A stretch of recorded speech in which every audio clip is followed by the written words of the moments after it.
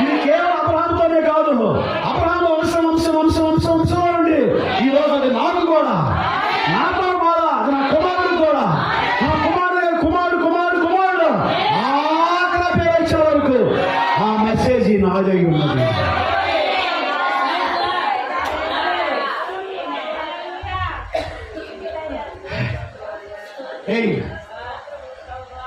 నాకు స్తుతింపబడుగా నా మనవడు రావచ్చు. ఒకవేళ నాకు రాక ఆలస్యం అయితే నాతో పాటు మెసేజ్ నా మనవడు కూడా వింటున్నాడు.